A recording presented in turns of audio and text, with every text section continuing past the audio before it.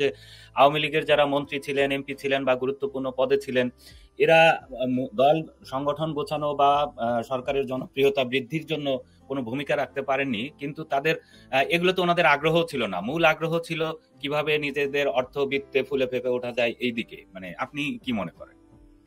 না, অবভিয়াসলি আমি তো আপনাকে শুরুতেই বললাম যে আমরা ক্রমে ক্রমে গ্র্যাজুয়ালি কিন্তু সরে গিয়েছিলাম। তাহলে মানুষের মধ্যে যে কোনো ক্ষোভটা আছে সেটাকে আমরা অ্যাড্রেস করিনি বা ওভারলুক করেছি, অনেক ক্ষেত্রে ওভারলুক করেছি, যেটা করা কখনো উচিত হয়নি। কারণ একজন রাজনীতিবিদের প্রথম এবং প্রধান গুণাবলী হওয়া উচিত তার জনগণের চোখের ভাষা বুঝতে পারা, তারা কিভাবে চাচ্ছে। দেখেন যে আমি যদি বলি যে আওয়ামী লীগের দোষটা কোথায়, হ্যাঁ, দুর্নীতির কথা বলছি। এই দুর্নীতিতে বিএনপি টানা 5 বার চ্যাম্পিয়ন হয়েছে, দুর্নীতিকে জিআই পণ্য তারা পরিণত করেছিল।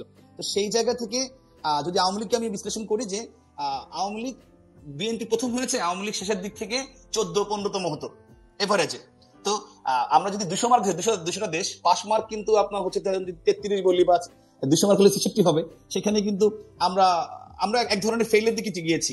কিন্তু তারপরও একটা ডিফারেন্স ছিল যে আওয়ামী লীগ মন্দের ভালো ছিল।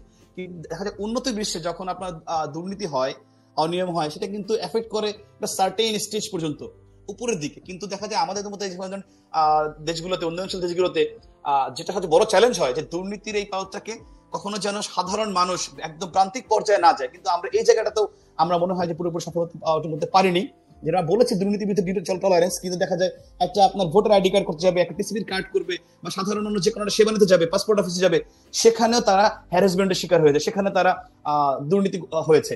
একজন সাধারণ রিক্সাওয়ালা একটা রাস্তা পার হবে, সেখানে পার হতে গিয়েও আপনাদের 5 টাকা 10 টাকা দিতে হয়েছে। তো এইভাবে একদম প্রান্তিক পর্যায়ে যখন দুর্নীতিটা ছড়িয়ে গেছে, তখন কিন্তু তার মধ্যে ক্ষোভ বেড়েছে, তাদের মধ্যে এই যে সরকারের প্রতি জনরোষ সৃষ্টি হয়েছে। এবং এই জনরোষ যখন সৃষ্টি হয়, তখন কিন্তু একটা স্পার্ক লাগে, স্পার্ক করলে সেখানে ছড়িয়ে পড়ে। তো আরেকটা বড় যে ভুলটা, যে জনগণের পাশে কথা বললাম, আপনি দেখেন সেম এই যে কোটা আন্দোলন, এটা একটা সামাজিক সমস্যাই আমি বলবো যে এটা কিন্তু দীর্ঘ প্রায় 7 থেকে 8 বছর যাবত কোনো বিসিএস বা কোনো পরীক্ষাতে কোটাটা ফুলফিল হচ্ছিল না। তো যখন 18তে এরকম একটা পরিস্থিতি হলো, তখন কিন্তু যে নেতৃবৃন্দ ছিলেন তারা কিন্তু ছিল যে কোটা বাতিল না করে ওই সময় একটা কমিটি করে কোটাটাকে সংস্কার করা, যেটা সবার একটা দাবি ছিল, প্রত্যাশা ছিল যে এই একটা ইস্যু, যে ইস্যুটা স্পার্ক করতে পারে। কারণ ওই সময় এমনটা স্পার্ক করলো, মাননীয় প্রধানমন্ত্রী কিন্তু বাধ্য হলেন সংসদ দাঁড়িয়ে সেটাকে বাতিল করতে। তো তখনই একটা কমিটি করে দিয়ে এটাকে আপনার সমাধান করে ফেলে হয়ে যেত। কিন্তু রাব্বানি, যখন কোটাটা বাতিল করা হলো, তখন কিন্তু যারা কোটা আন্দোলন করেছিলেন তারা কিন্তু আপত্তি জানায় নাই, বা কোটা যে বাতিল হয়েছে এইটার বিরুদ্ধে কিন্তু কোনো কর্মসূচি তারা দেয় নাই। না, আপনার কথা আমি মানছি, তারা তো কোটা চাচ্ছেই না, স্বাভাবিক। কিন্তু সংস্কার করলে একটা সর্বজন গ্রহণযোগ্য হতো। কারণ এই ইস্যুটা যে একটা আপনার আগুনটাকে ছাই চাপা দিয়ে রেখে দিলেন, সেটা যে আবার কোনো স্পার্ক করবে না, সেটা তো আসলে ওই সময় তো পরিস্থিতিটা এমন ভোলাটাইল হয়েছিল। আপনি জানেন যে আমাদের যেমন যে আপনার যে গণ অধিকারের নুরুল হক নূর, ওরা কিন্তু ওই কোটা আন্দোলন থেকে ওরা উত্থান হলো। এখন যারা হাসনাত সার্জিস আসছে সেম কোটার মাধ্যমে, একটা ইস্যুকে আমি বারবার কেন জিয়ে রাখবো, যেটা যে ইস্যুটাকে কমন একটা ইন্টারেস্ট একটা বৃহৎ অংশের ছাত্র সমাজের রয়েছে। এবং আপনি দেখেন যে 18 ঠিক পরে আমি যখন দায়িত্ব নিলাম, তার ঠিক 2 দিন পরে একটা আন্দোলন হলো, নিরাপদ সড়ক আন্দোলন, আপনার নিশ্চয়ই মনে আছে। ঠিক 2 দিন পরে, আমি 31 তারিখ দায়িত্ব নিলাম, 2 তারিখে আন্দোলনটা শুরু হলো।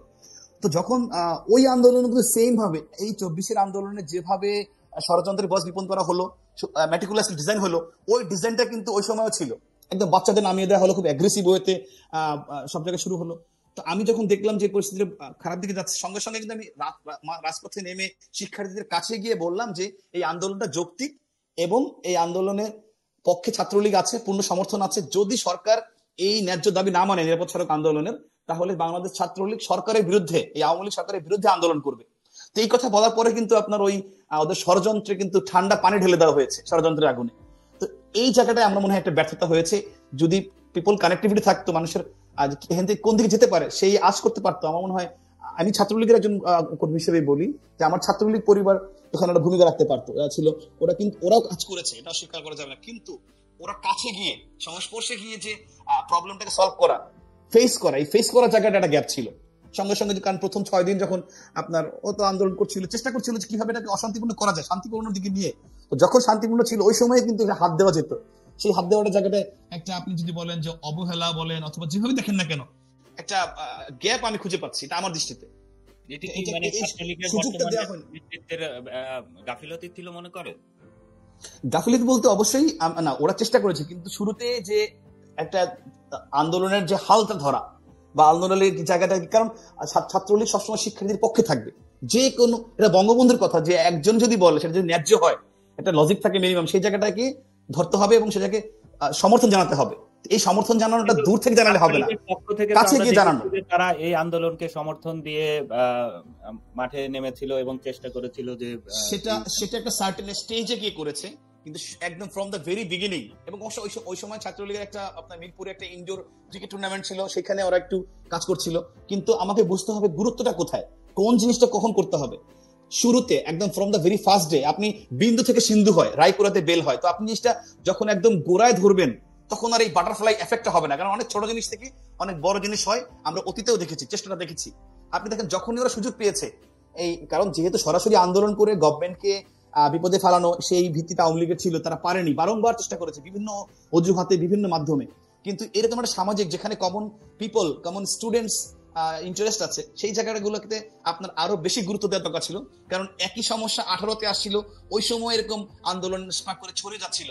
তো যখন আমি নেড়া তো বারবার বেল তোলা যাবে না, যখন একবার দেখেছি একই সমস্যা আসছে, সেম প্রবলেম আবার আসছে, সুতরাং এটাকে শুরুতে অ্যাড্রেস করে কাছে যাওয়া। পার্থক্যটা হচ্ছে যে আমি ছাত্রলীগকে এইটুকুই আপনাদের দায়বদ্ধতার জায়গা আছে, তারা ফেস করে নাই, সামনে যায় নাই। যারা আন্দোলন করছে প্রথমে 100 করেছে, 150 করেছে, 200 করেছে, ছাত্রলীগের 10,000 ছেলে মেয়ে সবসময় স্ট্যান্ড বাই থাকে।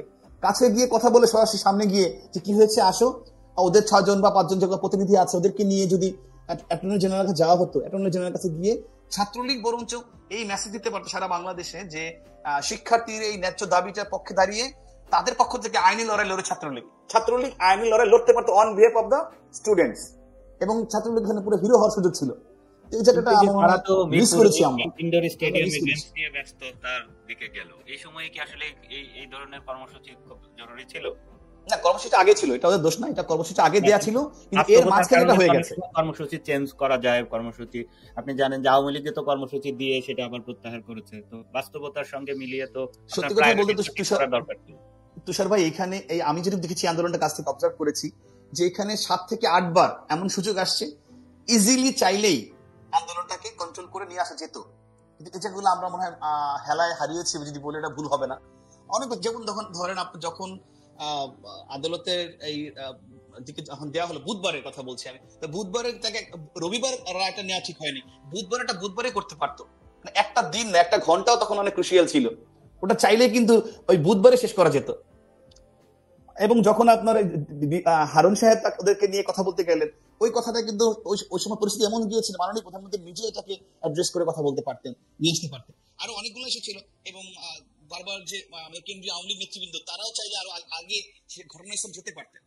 আমার একটা সিম্পল ইস্যু, সেটা হচ্ছে আমি রাজনীতি করি গণমানুষের জন্য, সাধারণ মানুষ, শিক্ষার্থীর জন্য। সুতরাং বাংলাদেশের যে কোনো প্রান্তে একজন মানুষের যদি একটা ন্যায্য দাবি নিয়ে যায়, সেটাকে আমাকে অ্যাড্রেস করতে হবে, জানতে হবে, কর্তৃপক্ষকে জানাতে হবে, আলোচনা করতে হবে। ছোট বিষয়টা কিন্তু বড় হতে সময় লাগে না।